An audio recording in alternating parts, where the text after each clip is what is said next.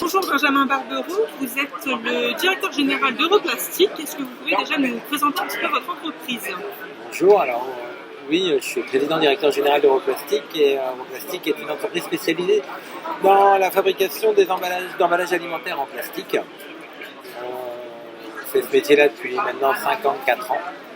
On est basé à Laval, en Mayenne. On totalise à peu près 20 millions d'euros de chiffre d'affaires pour un effectif de 70 personnes à peu près. On transforme en moyenne par an 4500 tonnes de matière, essentiellement du polypropylène, pour adresser le marché de l'industrie agroalimentaire. D'accord.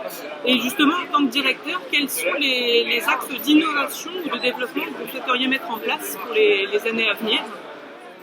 Nos axes d'innovation sont principalement la mise en œuvre du minimum de plastique pour le maximum de services, soit par l'allègement des emballages, en utilisant des outils de simulation, de remplissage et de résistance des matériaux, pour pouvoir concevoir des barquettes les plus fines possibles, tout en garantissant leurs caractéristiques mécaniques lors du process.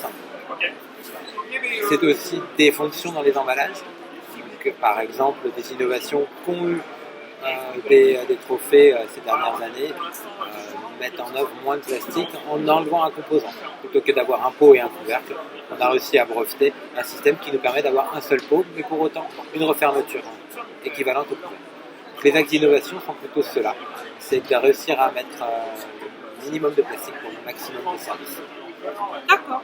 Et justement, vous êtes le nouveau président donc, de l'IGEPAC, la plateforme régionale d'innovation dédiée à l'emballage alimentaire. Qu'est-ce que vous apporte le fait d'adhérer à une telle structure? Est-ce que ça représente un avantage par rapport à vos concurrents, par exemple? Adhérer à une structure comme l'IGEPAC, c'est avant tout l'ouverture d'esprit.